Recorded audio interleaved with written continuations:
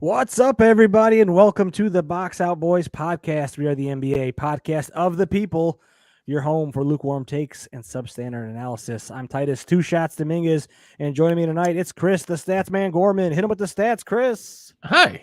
That was really high. My stat this week goes out to Richie, whose birthday is today of this recording.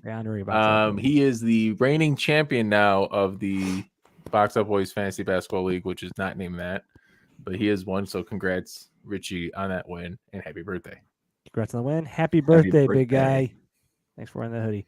Also getting minutes side is the lawn boss, Joey McCroskey. Get that, Joe. Hey. Hi. The true the true believer himself.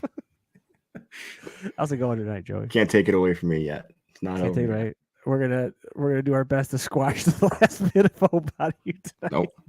Not gonna happen. Adam is not with us tonight. He's got some other duties going on, but he will be mixing this up later, making us sound delicious as dove. All right, we got a lot on tap tonight. A lot of fun stuff going on. We're going to talk a little bit about the play-in matchups that are kind of shaken out right now. At least the teams are pretty much all set, all four teams for the most part. I think Denver and Minnesota are the only two teams that could possibly flip spots. But other than that, in the West, the other three teams are set. And in the East, the four teams are set. Again, positions still up in flux, but we're going to kind of debate where those are at right now. We're going to give you guys our all-you-can-have-them team. Each of us have a team of guys that you can have, and then we're gonna debate them and come up with our own 2022 all-you-can-have-them team. Everybody's doing all NBA right now, so we're gonna swerve. We're gonna zag, baby. And then we'll probably play a little Portal at the end. Portal. Portal. All right, guys, here's the matchups. In the Eastern Conference, right now in the 7th seed is Cleveland, and they'll be playing Brooklyn. In the 9-10 game would be Atlanta and Charlotte. Over in the Western Conference, currently, Minnesota's in the 7th seed, and they'll be taking on the Clippers in the 8th seed. And in the 9-10 game would be New Orleans at 9 and the Spurs at 10. LA Lakers are gone. Do you guys want to touch that at all, or do you guys not care about the Lakers? I don't care about the Lakers. We can touch on it though. I don't care either. So yeah, it sucks. It's been like 6 weeks in the making. I feel like it just this was. Finally... You know what was weird? The one thing I'll say about the Lakers, it was kind of weird, like how detached LeBron was to what was happening. Like on April Fool's Day, he mentioned retiring. Oh, I'm out for the season. See you later. Yeah. It's like, dude, you're on the brink of elimination. Do you realize what's happening? You're making jokes. LeBron's got jokes. Well, you know what? The whole season's a joke, so right. That kind of took me out of it a bit. If they were healthy and they had Kendrick Nunn, things might have been different. AD. Yeah. Could have just kept that one quiet. Yeah. Could have put that one in the pocket. Well, enough about those guys. The losers of LA. There we go. Let's go into the real matchups. Let's go ahead and start in the East.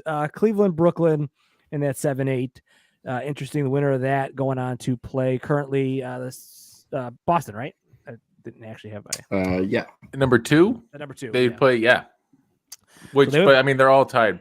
Celtics, those Bucks and Sixers. So we'll see. That'll still most likely change, but currently it would be Boston. But it's most likely not going to be the Heat in the 2 or 3 or in the 2 seed. So no.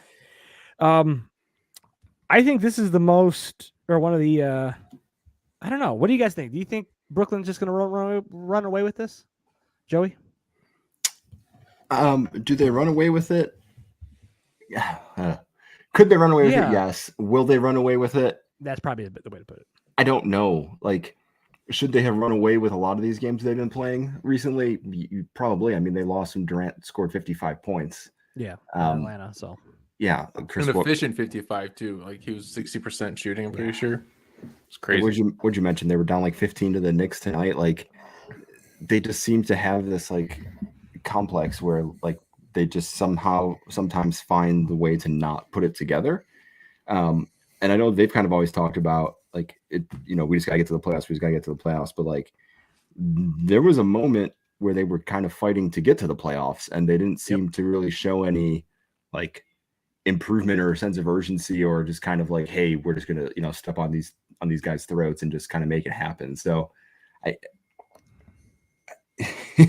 it's weird, but I kind of feel like Cleveland has a chance. Okay, I don't count them out completely. I wouldn't count them out either. I mean, Cleveland's also kind of limping into the playoffs here and kind of struggling a bit down the stretch. Chris, do you think Cleveland still has a chance? I don't know if they've got Jared Allen back yet or anything. Or what do we got here? We got they are 2-7 in the last 9. It's tough. They just lost the last game, lost to Orlando, which honestly I wasn't that surprised by because Orlando's been sneaky all right. Feisty. They've been a feisty bunch. They're still without Jerry. I'm not sure if he's coming back or when. Yeah, Mobley's out now too, which kind of hurts his rookie of the year chance a little bit. I still feel like he should get it, but we'll see. So you got what? You got Love. You got who's been getting a lot of business? Moses Brown, 7'2" man, who's fine, but like I don't know, they just can't. This is what I love about Cleveland. They can't stop it with the big men. They just always have to throw out some big men on that team. Man. But no, I do not believe in Cleveland at all anymore. I'm very satisfied with how their season went, and I feel vindicated on my early season prediction. But Brooklyn should rout them. Now, that's the only team I think that Brooklyn can rout. Like if they play Atlanta or Charlotte, Atlanta already beat them. They just beat them, right? Trey put that team away. Trey beat them, yeah. And Charlotte can beat any, but Charlotte's this feisty team that like they're a firecracker offense, and if you catch them on the wrong night, they're gonna smoke you with 140 points. So, and with Brooklyn, I'd be nervous if I was Brooklyn if I played anybody except Cleveland. Yeah, I kind of agree with you. I think they have to, if they stay in that 7-8 game, they have to beat Cleveland. Otherwise, they're facing a 1-game elimination against a really tough team. It looks like yesterday Woj said Mobley should be back Friday against Brooklyn. So we can actually see that matchup on Friday. Okay. And Jared Allen is expected back before the playoffs. So that would mean this weekend. Sometime in the next 4 days. So either way, they're back for the playing game one way or another, it sounds like. And then going to that 9-10 game, what team do you think is getting out of there? Atlanta, Charlotte? Joey, we'll start with you on this one again. What do you think, man? Is Atlanta kind of the favorite there? I think they're the favorite, but I'm going to take Charlotte. I just feel like they're going to have their moment. I feel like the Hawks have had just kind of this really rocky up and down season. They started real bad. They kind of got hot there for a little bit and thought they were making a little bit of a move, and they just kind of fell back to earth. I think this is the Melo's kind of little coming out party. Maybe he has a moment here. Kind of replaces Trey, but like takes that mantle from Trey on the national stage of like, I'm the young flashy point guard in the Eastern Conference right now. So I think Charlotte will get it. I like Chris's point. They're kind of feisty. They're firecrackers. They're always around. I could just see them scoring a lot on Atlanta's defense and Atlanta not having enough on this specific night to get past it. Yeah, especially in a 1-game scenario. Chris, who do you like in there? This game can go either way. It's kind of like how the Wizards just freaking beat the Timberwolves the other night because neither of those teams play defense. But I'll take Atlanta. John Collins, he's been out for about a month. He should be back by the end of the season. And if he's in that offense, he gives them some size that Charlotte does not have. And I think Atlanta would take that game. But it doesn't matter. It's a moot point. Actually, whoever wins that game would beat Cleveland, assuming that they have let's say Cleveland. Yeah. But then they play Miami, and then so maybe Atlanta Miami would be interesting. Maybe that would be interesting. That could be okay. Yeah. That could be like, a 6-game series. I guess that'll be the last point on the Eastern Conference, and then we'll move to the West here. Which of those 4 teams kind of scares you the most, Chris? I mean, is it Atlanta or Brooklyn? It's Brooklyn. Yeah, man. Okay. If it's Brooklyn against Boston, I feel like Brooklyn would be favored in that series. Wow. Even though Boston's the better team. I weirdly feel Brooklyn would get favored in most series unless it's like Milwaukee or Milwaukee. Milwaukee, right? I think they'd be favored over Philly too. I think they'd probably still be favored. Durant's going to carry that badge. As long as you have Durant, you're kind of okay. Like you're in the mix. I don't think you're going to bet against him necessarily. I still think Boston can beat Brooklyn. I would too. Yeah. I don't know, man. I'm not afraid of Brooklyn like I was all season. They're gonna beat the Knicks. They're coming back in this game, but the fact that they're even down 15 is kind of weird, or 20 really. And I think Robert Williams isn't going to come back till at least the second round. Yeah, for that's true. Boston. So getting a Brooklyn team, might be right time, right place kind of deal for Boston. Where maybe if they're fully healthy, Boston could beat them. But that would be interesting. All right, moving over to the West. That number one game here, 7-8, is going to be Minnesota versus the Clippers. All right, Chris, what do you think, Egan? So did you guys see the video of Kawhi Walking saying hi to reporters? Walking. That's what I heard. Walking at practice, told him to turn off the cameras. Is he coming back? What's going on here? If he comes back, back. They're going to beat the Suns in the first round or Memphis. Honestly, like Kawhi, even though he hasn't played all season, it's Kawhi and Paul George. Like those guys. And I mean, the rest of that team. That team's been. I need to look up the stat of how many games they've played together and what the record is. Like how we know Brooklyn so well.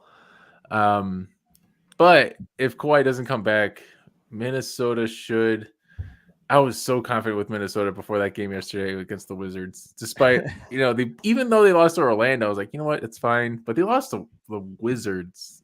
Kristaps is now 7-3 against Karl Anthony Towns in his career, which is a weird stat, and you would never think that's the case. But I'm still pending. Kawhi shouldn't be back. Just give me Minnesota and have them play against Memphis. Yeah. Joey, what do you think, man? I'm with Chris. I think the Timberwolves would take this one. This has got to be their year to finally get something right. And I think it's going to stack up perfectly. I don't think Kawhi's going to be back. I don't like if do the Clippers really think this is their year, like that this is going to be it. I feel like, would you bring him back for this year? Like let him sit it out and try again next year. That's true. The road they would have to take to win, it just doesn't suit them right to be like, hey, you haven't played all season. Let's just toss you into the fire here. So I think Minnesota gets it. I think Chris gets 2 playoff basketball teams, and he's double thumbs up and just very happy. I kind of think the Clippers are going to take this, but we'll see. Even without Kawhi coming back, I think they're a tough team, and with Paul George might be just without Paul George, I would have been on the side of Minnesota, but I just think like Towns is going to destroy whoever they throw it in, though, right? Yeah, that's true. But they don't Zubats, Hartenstein, and Morris. If they wanted, I don't. Markieff. I Towns should have his way with that team. The Clippers are always just kind of a tough out, man. Even last year they beat the Jazz without Kawhi, so. Oh, so I got a thing. You guys ever realize Markieff Morris Sr. is senior. Never mind. We can move on. All right. I was like, I don't know edit that one out here. Cut that. All right. So the 9-10 matchup. What maybe the least sexy of all the matchups? So the least exciting matchup, right? New Orleans depends on who you talk to. Yeah, this is the one I don't care about. These are the 2 most college teams that we have in the NBA. Yes, that's what you're looking for in the NBA game. Yes. I want. In terms of player cohesion, there's no. Wait, name the Tice. You need to say the matchup. Right? Oh, New Orleans versus Spurs. I thought. Yeah, so we got Pellies and Spurs. The Pellies are pretty hot right now with CJ McCollum at the helm. Ever since that trade, I don't know what their record is, but they are very, very good. They were 13th, I'm pretty sure, prior to that trade, and they moved all the way up to 9th. And the Spurs, DeJounte Murray, fantastic basketball player, should be the most improved, but whatever. Yeah. Pop, he's now the all-time record setter in wins. I like this matchup. I think the Pelicans can win this game. Brandon Ingram's got some swag. He's been trying to, he went at LeBron. Oh, he kind of went at LeBron. I don't know. It's kind of a whatever. Jonas Valanciunas, he knows how to shoot.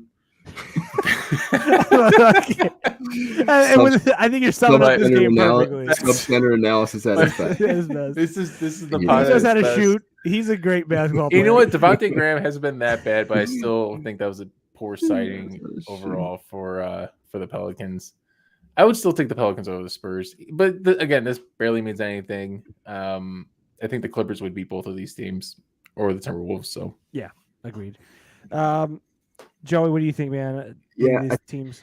I think we're like a year away from this matchup being really good. That's a good point. You know, nice. I like that. Yeah. next year with the Pelicans, you know, McCollum's there for a full year. Ingram hopefully stays healthy a full Big year. Z. Maybe Zion's back.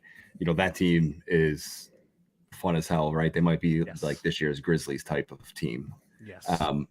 The Spurs, DeJounte making, you know, another leap. Keldon Johnson, Devin Vessel, Lonnie Walker the fourth. Right, like they've got some guys. So, yeah, you're too early on this matchup, is what you're saying. Yeah, I think the Pelicans win it. I agree with Chris. Whoever they play after that wins that game easily. So it's Clippers most likely, in my opinion. But that will not be. The Clippers are just filled with veterans, and veterans I feel like matter more in the playoffs. Yeah. Yes. In these, especially crunch time kind of games. That's kind of my feeling on that. Pure facts, spitting facts. Facts. He redeemed himself at the end of the segment there. This guy can shoot, and veterans matter in the playoffs. He shoots the ball. And veterans matter. I love it. Jonas Valanciunas could not shoot when he was in Toronto, so that's why every time I think about him, I'm like, he can shoot. That's what comes to mind. This guy can shoot now. All right, with that, I think that's a good summary for the play. And hopefully by next week, though, we'll only have like 1 or 2 games in the books. But that'll be early next week. Those games will happen. We'll get to see the final playoff matchups for the big boy playoffs. With that, moving into our famous Box Out Boys Award, the All You Can Have Them team. I don't know. Adam, drop like something thing cool in there. Drop something cool there. Auto-tune them. Auto-tune me. All right, how do you want to just list our teams? I'm going to share my screen. Share, so and then you can list the teams for the listeners of this. Okay, we'll just put it all out there. All right, as long as all right. Let's start with the stats man. His team, he's the kind of the godfather of this segment. He has at guard De'Aaron Fox and Zach LaVine. For his forward, he has Michael Porter Jr. and Pascal Siakam, and at center, Clint Capella. Lawn boss Joey McCrowski's got De'Aaron Fox at guard and Bradley Beal. And then Chris Middleton, is that what we're going with? We're sticking with the Chris Middleton. Chris Middleton and Domantas Sabonis. The record show, I try to change it. We tried to change it to Fournier, and we just said the guy's he's not good enough at all. He's not good enough. Nobody wants him. And then Clint Capella at center again there. And then my team is Trae Young, Zach LaVine at guard, Andrew Wiggins, Jimmy Butler in the forward positions, and Rudy Gobert. If you're not familiar with this segment, so what this is players that are either projected to be good or better that didn't end up being as good as we thought, or really good players that you just don't want to have on your team that you're like, look, I understand it's a great player, but I don't want him, which is the point of you can have him. So we each came up with our roster, and now we're going to debate them, and we're going to come up with the official team. So where do you guys want to start? You want to start at the top? Point guard. Start with point guard. Okay. So you guys both have De'Aaron Fox. Kind of give me your notes on De'Aaron Fox, and then I'll rebuttal with Trae Young. All right. My first thing I have a quick note on De'Aaron Fox. Yeah. The guy averages 6 assists a game as a point guard that's mid at best. And he's shooting under 30% from 3. This guy's on a max contract. He's supposed to be the star of a franchise. I still like De'Aaron Fox when he was out of Kentucky. He beat Lonzo in the tournament and all that. And but I can't, for this kind of contract that he's on, you can have him. I don't want him. I guess, yeah. I didn't take into consideration the contract when I thought about him. He kind of came across my mind, but I also thought like Kings player. But go ahead, Joey. Give us your reasoning for De'Aaron Fox. So everything pretty much main category stat wise is down this year against his kind of trailing average against his prior 4. He's up 4 points per game, but that's probably more of a result of little big fish, little sea kind of thing where there's not much else there to go around. So he's kind of feasting on it, but everything else has pretty much dropped off. Shooting percentage, rebounds, assists, win shares, PR, everything is down. So for the guy who was supposed to be the guy, he is the guy, but he's also the guy on the Kings, and that's not really doing anything. Like he's not standing out enough on that team to where it's like, hey, like he's somebody you would want to have around. I mean, like Halliburton, the Kings think that, but that might be the answer enough, I guess. If the Kings think he was good enough to keep on their, if the Kings think he was good enough to keep on their team, then he's probably that might be you guys' best argument. Right. Somebody you don't want. All right, my rebuttal for Trey. I'm gonna try to get you guys to come on my side. My main argument with De'Aaron Fox is I just don't know if he's ever. Well, I know again high prospect, but I just don't know if he's ever really kind of had a moment there like Trey has had, where Trey really is a pretty good player. But some stats that I kind of found on him and why I wouldn't want him. He's a career -3 net rating. So they do the offensive defensive rating. One of my favorite stats. I don't know why for teams, but it's all I found that they do it for players too. And he's a -3 rating this season. The last 2 seasons he's just been a +1. So yes, he's a great offensive player, scoring 29 points a game, but he's basically giving it all back immediately on the defensive side. Now, to compare him to I think who does he get compared to the most is probably the guy you have here on your list that says the best players is Steph Curry. Yeah, he grabs that comparison. So for comparison, in Steph's best seasons, Steph was a net +21 and a +22. So wow, and Steph is not considered a great defender either. So it's not like, to me, I go, that's the guy you want. You want a Steph Curry in his best seasons. A +21, +22 is for a net rating is pretty crazy. He's a career average of a +11, and in his 4th season, which is what Trae Young is at now, Steph was a +8. So that's even before Steph was really fully Steph. That was before the championships and all that stuff. So he was a solid player then. I looked at true shooting percentage was one stat that I saw where Trae Young true shooting is pretty good at 60% or 600, but compared to Steph, that's where Steph's at this year, and it's kind of been a down year for Steph. So he's definitely had some better years. So that's kind of where I feel like Trae Young should be. You can have him. So I look at this. The net rating thing got me a little bit, and when you think about the you can have him list, what I like to try to do with this starting 5 is have the best possible player to create essentially the largest amount of controversy behind it. And I feel like Trae Young fits that bill better than De'Aaron Fox, especially given the fact that 2 of 3 of us picked Fox over Trae or over anyone. So I lean to Titus on this for Trae. Joey, I might have convinced one. Joey, I have been swayed.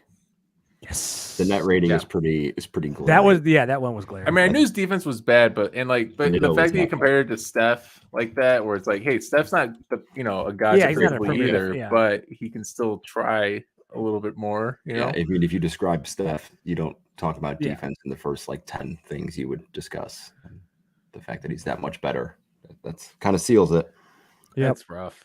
And we didn't watch Trae Young's gonna beat Miami in round 1. Yeah.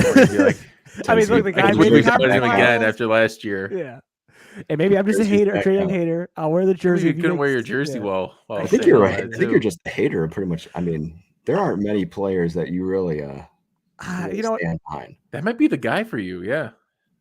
Well, I mean, Joey was saying there's not a lot of guys that root. The problem is that the guys that root for are all so obvious. I don't have there's guys. If you're borderline, I'm like, yeah, get out of here. But you do talk about Trae Young the most, so maybe this is just your sneaky way of, you really do like it. You're just maybe I do. Maybe I do. This is like your Skip Bayless, LeBron. Yes, I'm gonna have a bone to pick with Trae Young for. Well, you know what? I think it's because I went off on that rant last year and he went to the conference finals. Yeah, I will forever hate him for proving me wrong. So good luck to you, Trae. I love your. Actually, I love the jersey that I have. So it's one of the best jerseys. It's a sweet jersey. Yeah, it's a great fit. All right, so now on another jersey player I have. Our second guard, me and Chris can start on this. Zach LaVine, we both have Zach LaVine. Joey has Bradley Beal. Sorry, okay, it's a good pick. I like it. I guess we'll lay out our cases, and then Joey, you can rebuttal. You had a whole spreadsheet there, so. Oh man, yeah. I'm excited for this rebuttal.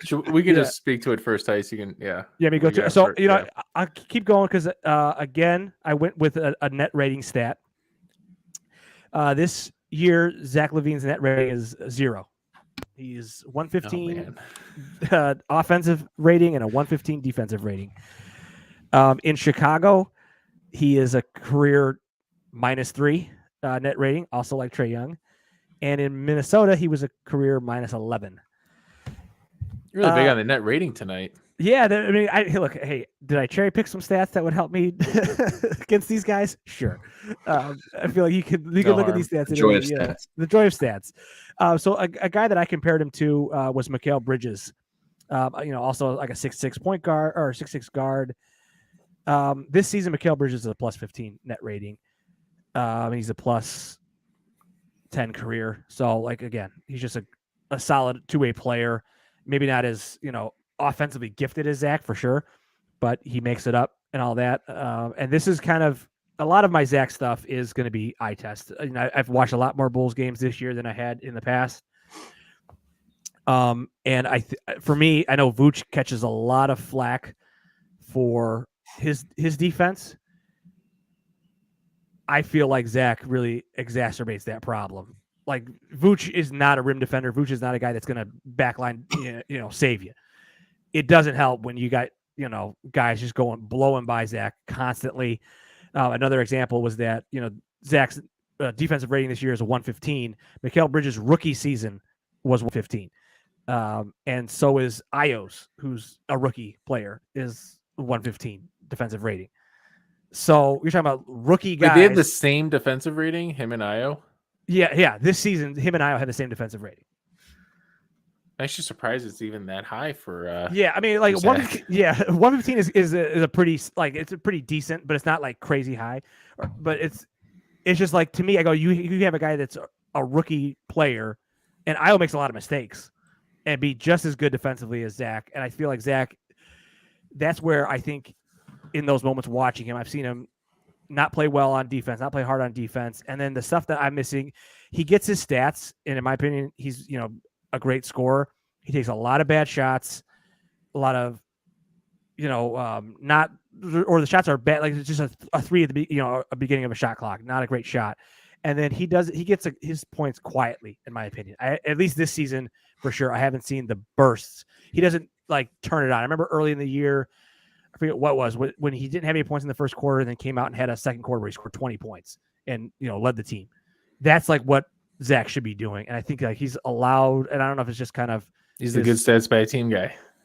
Well, that's the definition of it. Yeah. I mean, it's not when you need him. Like when you just need him to get a bucket, he just doesn't go get it. So that's kind of my argument for him. I still think he's a great player. Still, curious to see what's going to happen with him in the offseason. But Chris, what is your argument? So Titus, you said a lot of the. I mean, you went over. No, you're fine. You went over great examples of everything. You went deep into the stats. I didn't really have many stats. Mine was more just on eye test. And my thing with him is,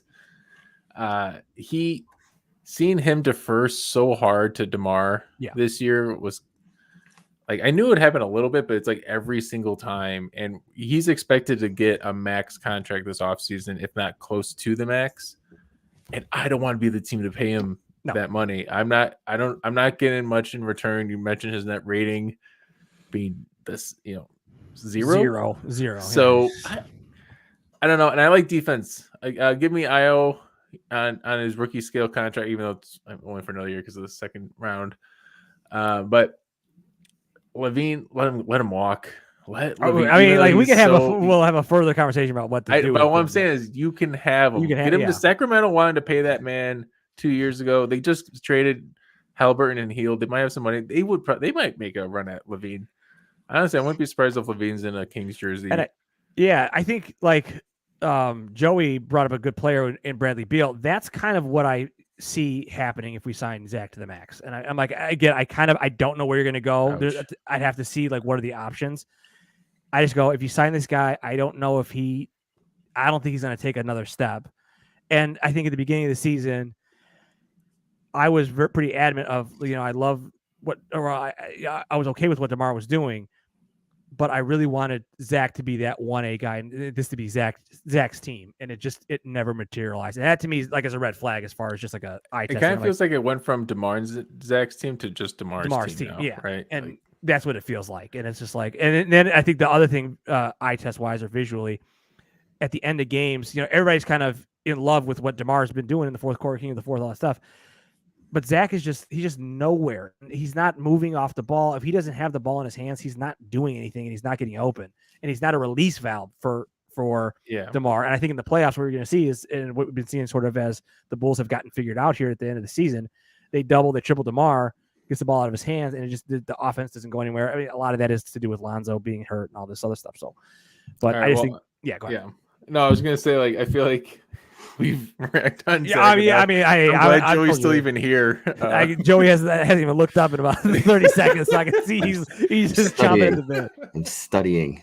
So go for it, Joe. So why should we not have him on the? All right. So I brought this up before we got on, right? And I didn't know what SF meant, that small forward. So you didn't need to say that in the pod. It's fine. I gotta say it. You know, I had an absolute moment. 69% of his minutes so far this season have been at small forward, which is by and far the most he's played at that position. So he's been out of his position, right, due to injuries and just the way the team is kind of shaken out. So that's a little bit of a little bit credit back towards him. His plus minus per 100 possessions this year is the first time in his career that it's been positive. So net rating aside, his plus minus per 100, he is positive. It's 0.8, but it's still positive. Turnovers, looking at bad passes and lost balls, career lows. So he's holding on to the ball and handling the ball better, which has been a thing that has been hampering him pretty much his entire time in Chicago. I think we've harped on him a ton for that. 67 bad passes. Do you have his usage rating? His usage. Sorry to interrupt. No, you're good. Oh. 29% this year, which is should be down, I would imagine. That is down 2% from last year. Not as much as I thought it would be down. Okay. Yeah. Yep, down 2%. And then Titus, you made a point about him taking bad shots and kind of breaking 3-pointers and not getting downhill. He's actually taken about 2% less of 3-point attempts this year versus last year. He's at the free throw line just over 5% more often this year than last year. And he is shooting above league average in effective field goal, free throw percentage, true shooting, and then both free throw attempts and 3-point attempts. So pretty much everywhere that you guys kind of harped on him for, he's actually kind of excelling at. The thing that I will give you guys is I think the whole disappearing late in games and kind of handing it over to DeMar is definitely worrisome. The only thing that, and this is a defense and this is not backed by anything, is just he has been on bad teams his entire career. I mean, this is his first time in the playoffs, right? This is his first time he will ever touch a playoff game. This year was the first time he's ever won 4 games in a row as an NBA player.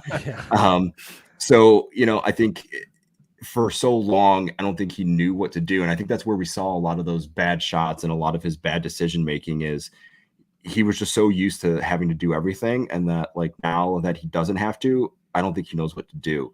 And I was thinking about this the other night. I feel like a lot of the issues that we've seen with this team that we've complained about with Zach specifically and with Vooch is how much of this needs to go back to someone like a Billy Donovan. That's we've run out some of these games and where's the scheme change? Where is the difference? And okay, DeMar is taking over in fourth quarters, but there's been zero effort to get Zach involved. Even they're not running plays for him. It's pure DeMar iso ball. So it kind of got me thinking how much of this is Zach not moving and how much of this is just, hey, this is what the scheme is. And this is what we've done in timeouts. And this is what we're doing. And DeMar's going for it. So I don't know. Is he a max player? We could talk about that more when the season's over. My biggest concern is you're getting 25 points out of the guy. For 3 seasons, we've talked about Zach doing too much and that he needs to do less and be more intelligent and take care of the ball better and make better decisions. And I think I've proven that he has done exactly what we've asked of him to do. And because it's not what we're used to seeing him do, it looks like he's taking a step back. But in reality, he's kind of doing, what he needs to be. He's not a 1A player. I think that's I think that's never been the case. I think that's agreed upon now. I think he looked like he should have been because the team was so bad. This year it's proven, I think, that he doesn't need to be. but I think he's a fantastic 2A player on a team that can contend. Yeah, and I guess to kind of go back to what you said, I think you brought up some fair points. I think my argument would be we're talking about a max player, a guy that is supposed to be the best player on the team. I mean, I don't know if that's what we want, but and you're talking about, you know, a 5% increase in free throw shooting and you know, a slight bump in and stuff. And again, while those improvements are good and they're showing that he's trending the right direction, I think when you're talking about paying a guy a max player, you should expect more than that happening. And then, but I think to be fair to your points and kind of what you said is that I haven't completely written him off yet. Yeah, I would say that next season is going to be the big season for me because I think one thing that I thought about while we were kind of debating him was that the guy he's often compared to is Devin Booker. And Devin Booker has been showing signs of improving. He's gotten better defensively. He's learned how to turn it on in games, especially when Chris Paul's been out and stuff, kind of the run he was on this season. If you're telling me that Zach is just kind of feeling this out and he's learning, and next year he comes back with a chip on his shoulder and he's, you know, he's more aggressive at points in the game, he's better defensively, I'll be the first guy to be like, hey, that's exactly what we need. I just don't know if that's going to happen. Yeah, and the biggest scary part with that is like it's not like you're going to get him from 1 year, right? You have to. You're taking it, and I mean, I'll be fully honest. Like I think they're doing it. Like I don't. Yeah, I think so too. I don't think they're going to let him walk. And I think they have a choice. Like who else is going to fill that position? Like that's the thing. Like there's not like there's this litany of people. Kobe. No. I think honestly, like I'm like if you're doing that, if you're like we're not signing Zach, at that point then you're like to me I go then you might as well just blow it up because you're selling, you're selling like you're selling and you're doing the thing that everybody has harped on the Bulls for doing since Jordan left is that you have a player who's saying I want to be here, I want to work for you guys, like I've been working hard, I'm a good player, but you're gonna let me walk. I mean it's almost like Jimmy Butler 2.0, like and that's kind of what it's starting to feel like. But then like I'm also like is the case of maybe Jimmy Butler was the guy you should have paid. That doesn't mean that you should make a second mistake by paying Zach LaVine. You know, it's like it's not wrong. So that's kind of where I'm at, and I'm like, it just sucks that you have to pay him this summer because you know he just hasn't looked great this year. All right, so go ahead. Yeah, I was gonna say we're making a lot of case for yay or nay for Zach LaVine, but Joey, do you have a case for why Bradley Beal should be on the list? Yeah, I think that one is pretty straightforward. So like I did this like the basic stats like and he was down. So he played in 40 games this season, right? I think is the number we looked up, right? 40 games. So he's down 4 points per game. He was down almost a percentage in field goal percentage. His win shares were down 5. So 5 win shares and his PER was down around 3.7. So he took steps back in everything. And after what we had seen from Bradley Beal for the past couple seasons of being, you know, contending for scoring titles and just lighting up the scoreboard and kind of being the face of that franchise, it seemed like he had just not had much interest in it. And their team, I mean, like when he was playing, they were a good team. Like they were fourth seed at one point at least. And like he wasn't delivering on what, you know, he was supposed to be doing. And I think that if he had delivered, you know, at his normal rate, they would have been even higher, and they would have, you know, not had this massive fall off, you know, kind of when he went down. They would have had some buffer, almost like the Bulls did. They would have had, you know, maybe an 8 to 10 game buffer, but he just didn't look like himself. He didn't look as interested in doing what, you know, you kind of expect from someone like him. And I think for the bill of all you can have him from this season, I think Bradley Beal. I've been looking up some Bradley Beal stats since I saw your lineup. Bradley Beal shot 30% from 3 this year. The guy was compared to Ray Allen coming out of the draft out of Florida, right? 3rd overall pick. He's had multiple seasons of 40+% from 3, and for some reason he's 10% lower. He's on the last year of his 5-year max contract next season. And then he's going to be 29, and you have to make a decision to pay him again the max or let him walk. So do you want him or do you want Zach LaVine, who you have to pay now, who's 26, who's going to get 4 or 5 year max, whatever money? Like, who would you rather have? I think I would rather have Zach LaVine. I was going to say, actually, he made some good points because I would say Beal is already a max player. Like we're talking about Levine as being a max player, and we might just be a year early on Levine. Like maybe Levine next year is the all you can have him guy. But you brought up. I hope not. I hope he. Yeah, well, I mean, I hope not. I hope not. But I mean, I think he brought up a couple really good points of that. Bradley Beal is or was, like a scoring title contender type of player. Like he was a absolute monster scoring points a game. Like, Zach has never hit that high. Season. And I think Bradley Beal's completely done. I mean, in my opinion, maybe that's kind of why I shied away from him. But he's making some fair points, and I definitely could see adding Beal to this. I'd rather have Levine. I'd rather just put Beal on the list to make Joey a little happy about it. Okay, I'm good with Beal. No, I'm actually good with Beal. I'm good, actually good Beal because I think enough people still have Bradley Beal jerseys. Yeah, be like, I want Bradley Beal. I can't believe he did it. I thought for sure we were gonna have Zach on there, but you know what? When I looked at it again, I'm like, Beal's so under. It's so frustrating how bad. If Levine turns into this, I'll be very angry. Yeah. But I think the way to say it, like, has Zach been disappointing? Yes. Is he somebody that is he all you can have him yet? Where you're like, I just don't want him because he doesn't ever do anything that you kind of expect him to do. Like I'm not there yet for it. Yeah, Joe, you made a lot of good points with his stats where he's been more efficient. He's not turning the ball over as much. He's getting to the line a little bit more. There's still light at the end of the tunnel for Zach. There's he's still that 26. There's still that hope of hey, he could turn it around. He could, he's keep learning. Where Beal, I think, is the guy you're you can. This is what he is. Yeah, you can have him, man. But Beal can only be on this list for 1 or 2 more years. Yeah, I think this is his last year. This is like a Andre Drummond. Zach's not the nice. He could easily make it next year. Yeah. So small forward. Or sorry, Trace. Small forward. We have 3 different guys: Michael Porter Jr., Chris Middleton, and Andrew Wiggins. We can move kind of quick on these next couple positions here. We went. Okay, yeah, we went hard on Zach. We went hard on Zach. I think we all needed to get that out. It needed to be done. We all needed to have it. We all needed to have that conversation. I felt like that. The friendship bonded stronger over this. We're all back. We're going to go to the playoffs. For us, talking about Zach. That's what it was. I'm just be honest with you guys. Like the Bulls, the last couple seasons, couple games have been rough for me. So it was. I needed that the optimism. I don't know what direction we're going to go with this one though. I guess. Do you want to start, Titus? Do we each want to maybe make the point for our best forward and then kind of decide on 2? Sure. Oh, what?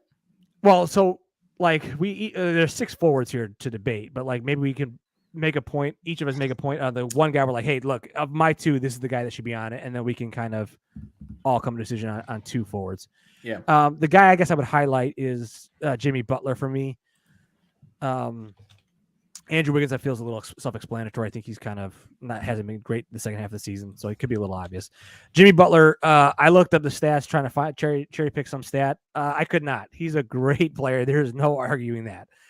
I just think there is absolutely no argument for why he wanted to fight his coach. He wanted to fight his coach. This is an all.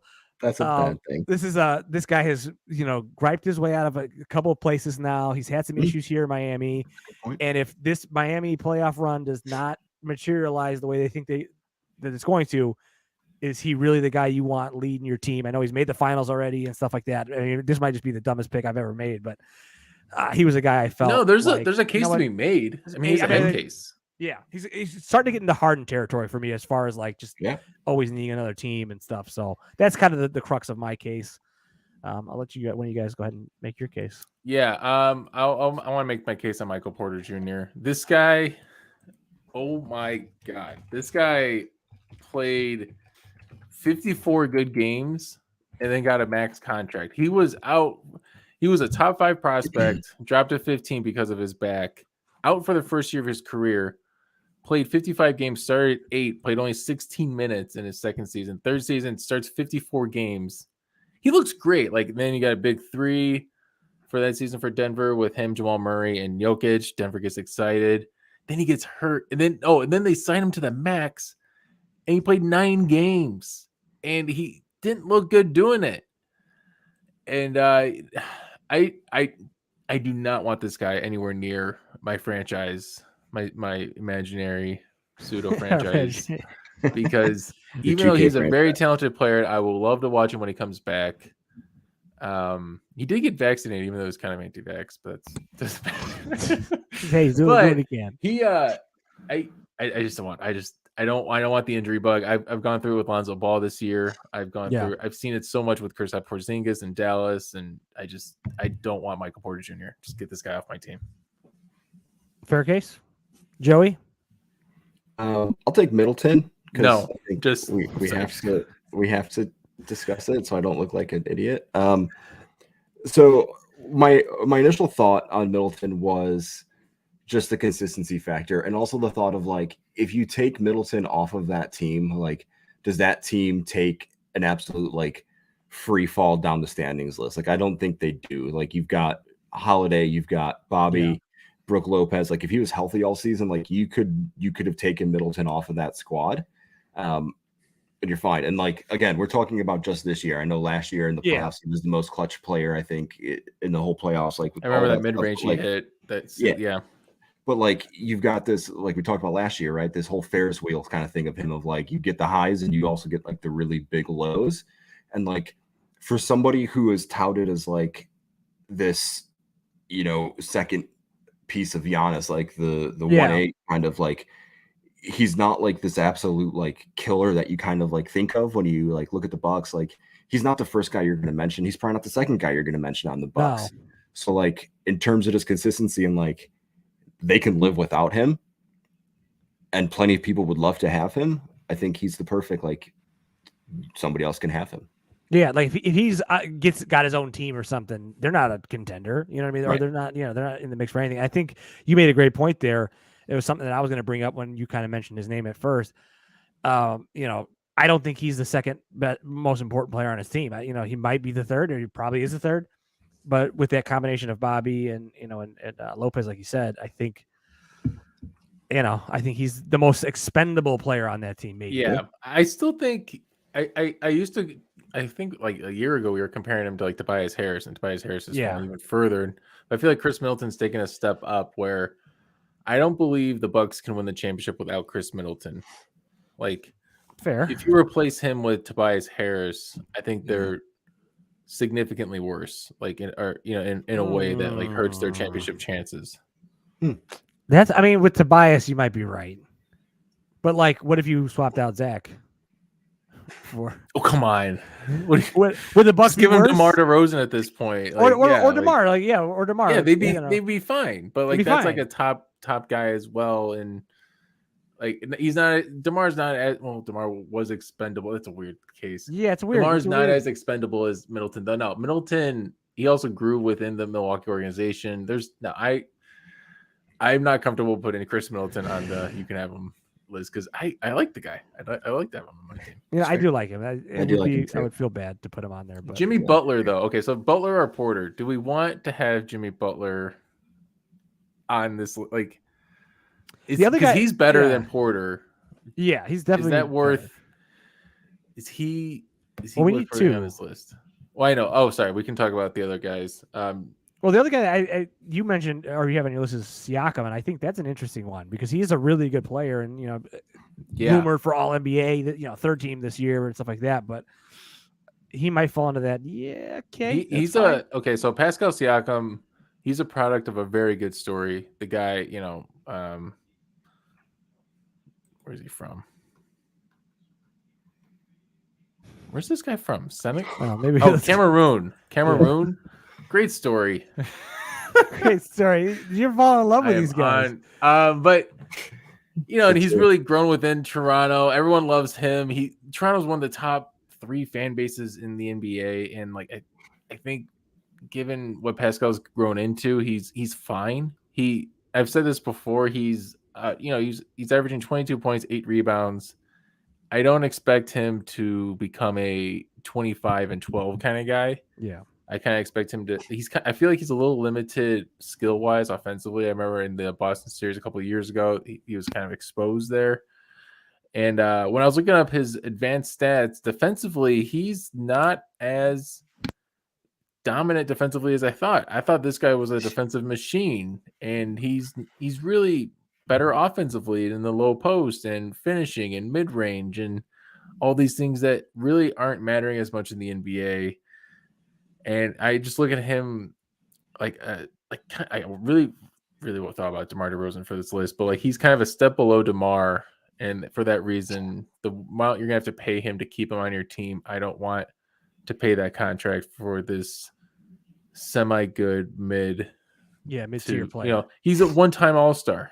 Yeah, I don't know. People talk about him like he's made the All-Star 3 or 4 times, and I don't know. So who do you guys think, man? Who do we thinking? Joey, do you want to talk about Domantas Sabonis real quick? Because that was on my bench. I don't know much needs to be said for that. I mean, he was on on Indiana. They were never good with him. They were kind of okay, but I think a lot of that was probably when Paul George was kind of on his way. Well, did he play with Paul? Yeah, he did for one season, right? Yeah, maybe.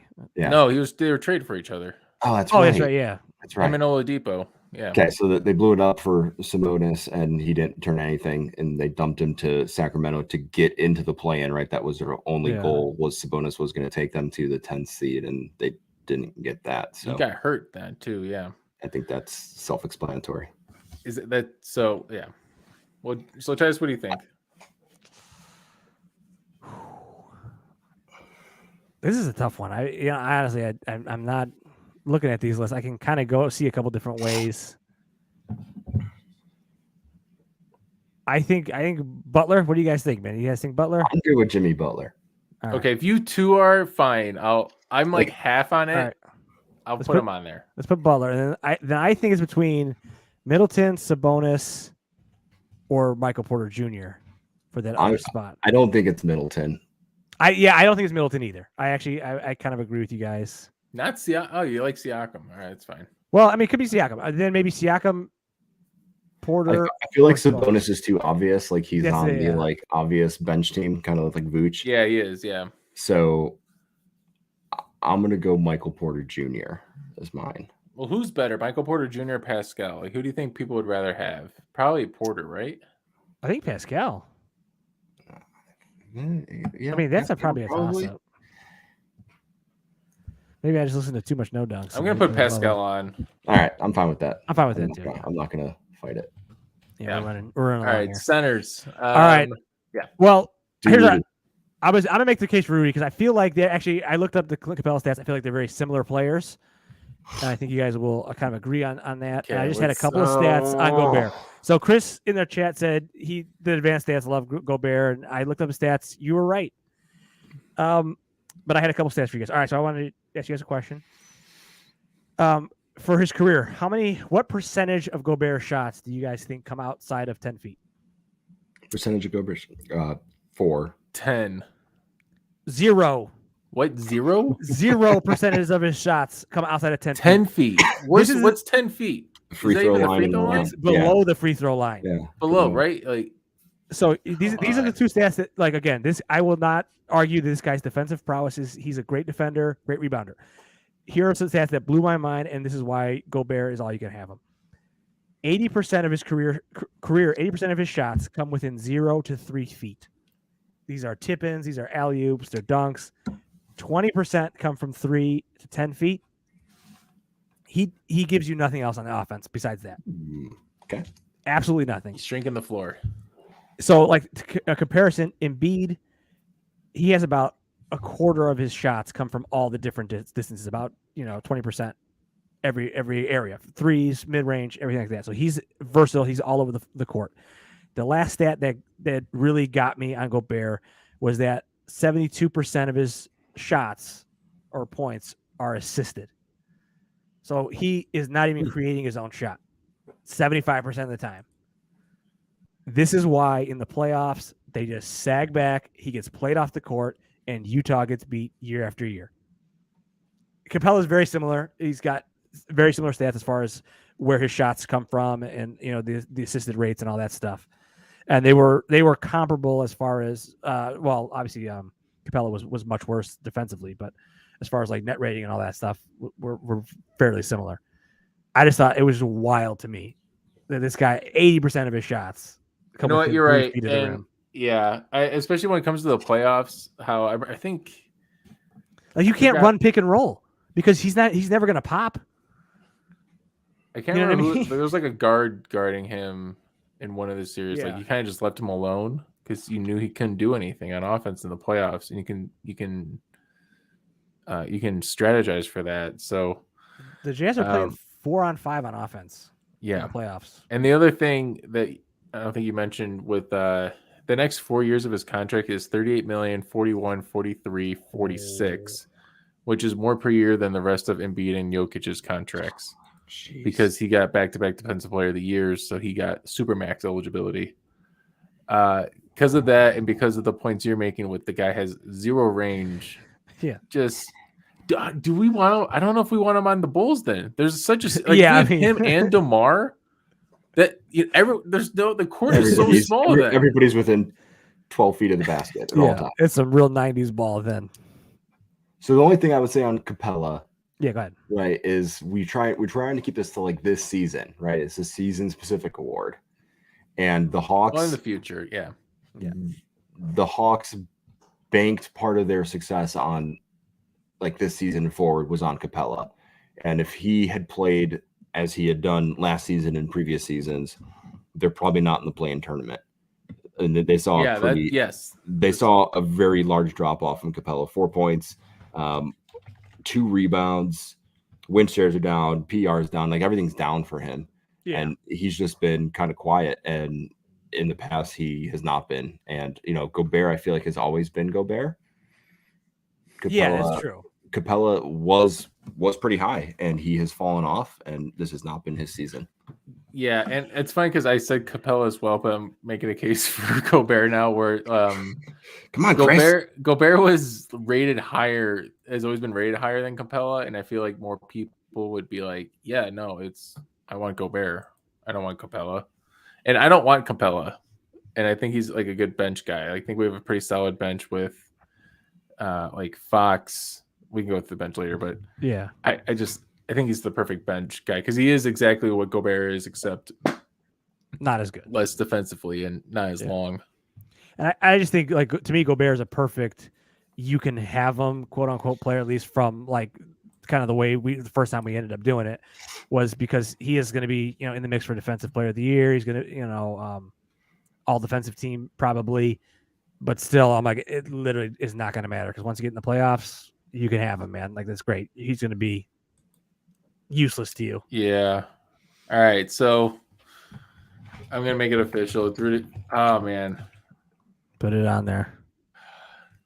It's on you. I feel like, Joey, unless Joey, you would change your mind. Do you feel like Clint is your pick, or I'm good either way? I'm good either way. I'm not going to argue Rudy Gobert. All right. So I think our official team is Trae Young, Bradley Beal, Jimmy Butler, Pascal Siakam, and Rudy Gobert. I can't believe Jimmy Butler's on this. I know. He might be the worst. Do you know what, though? The personality thing, like, it can't be ignored. Like, yeah, he's gotten away with a lot of antics and a lot of bullshit that people have ignored, and like, it's got to get talked about at some point. I feel like we were like a year early on Harden, and I think we're a year early on Butler. Like we're on it before. We're like, yep, there we go. We're just yeah. So the team I had when we first did this was Russell Westbrook, James Harden, Tobias Harris, Nikola Vucevic, and Andre Drummond. That was towards the end of Drummond's run. Yeah. Westbrook's too obvious. Harden, I don't know. I think he's too obvious now too. But you think? Yeah, that's why I didn't put him. I don't think anybody wants him. I think everybody's kind of clowning him right now for not playing well in Philly. Maybe. And then Tobias Harris, obviously. Vucevic, we would have him on here. We're not being Bulls homers here. He's too bad to be on this list. Yep. Too obvious. And then Drummond's now. The other obvious ones I had were Julius Randle. Yeah, I had him too. And I had Dame on my obvious list. Dame? From this season specifically, yeah. Yeah, but he's coming back. Was it this season specifically? Was it this season one? No, that's a fair. Yeah, you're right. Okay, all right. He got on the 75th anniversary team, and like that's not. Isn't that? He did not live up to that this year. No, he did. Yeah, you're right. That was a biggest whiff on the 75 team. All right, we're at an hour. You guys want to? I'm clearing up the bench. Did we have a shooting guard bench guy? I didn't even mention Sexton or Jeremy Grant. You can put Zach on the bench. Zach on the bench. Yeah, he's trying. He's trying to make sure he doesn't get minutes. We're warning him. He's got a warning. This is his first warning. Well, the bench is usually guys that are too obvious to have in the starting group. Then it's got to be Westbrook still. All right, yeah, just for honor's sake. All right. He is the whole reason this team exists. So yeah, this is how the idea was formed, just because of Russell Westbrook. And the best team, obviously, I think is still Steph Curry, Luka, Giannis, Jokic, and Embiid. Can't argue with those. And then it doesn't matter. I'm too drunk and tired of watching these guys' team. Russell, we don't have to talk about that, anyways. Cool. All set. We're at an hour. What do you think? You think Pirtle will be quick? Oh yeah, Pirtle. Let's do it. We could silhouette it if we wanted to go faster. No, we're not silhouetting this. All right. We can do this. The real ones, Anthony. If you're listening to this pod, don't do the silhouette, which I don't think he does. Otherwise, he probably wouldn't do the silhouette. Because Anthony James still plays Pirtle with a silhouette. Wow, calling him out. Oh. We love you, Anthony. All right, hold on. Here it comes. Who's our? Should we go Zach as a? Yeah, Zach LaVine, just an honor. Honor. We love you. Well, I do. Ooh, East 6'5", guard forward. 6'5" East, not in the Central. Not Central. So let's go. Older than 27. He's older than. Okay, I'm gonna move this up here. Ooh, pretty much older, like a fair amount. Yeah. Harden. Okay. Harden's a good guess. Yeah, Harden's good. Because it's different division too. Yeah. Okay. Height was a guard forward though. Well, he's probably a forward then. Yeah, because if it's yellow, that means he's a forward, right? Yeah. Guard got nothing, so yeah, it's a forward. Older than 32. Whoa. Wait, really? I didn't even notice that. Yeah, older than 32, and he's not at Atlantic. So now we're talking what? The other day I tried to guess Joe Johnson, but he's not in this. You're talking South. So we're talking, is it like Atlanta? Gordon Hayward? Let's try that. That's a good one. That's a good guess. All right, Southeast, forward. Miami, Kyle Lowry? No, he's not 6'5". No. PJ Tucker? Yep. Damn. Boom. Whoa, look at this guy. Good work, Christopher. Good work, everybody. Well, that was pretty fast. Thank God for you guys.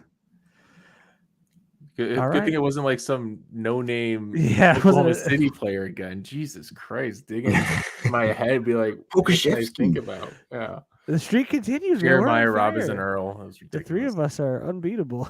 It's mostly you guys, but that's all right. Yeah. You gotta type in, your job. You gotta trust us. All right. Well, that is it for us tonight. Join us next week to talk more NBA basketball. It'll be playoff preview time. Follow us on Twitter, Instagram, YouTube, and Twitch at the Box Out Boys. Slide in those DMs. Join us live Wednesdays at 8:30. Send us an email to theboxoutboys@gmail.com. And as always, like, subscribe, and review wherever you listen to this at now. We very much appreciate that. So for Chris, Joey, and Adam, I'm Titus. Until next time, Box Out. Stop the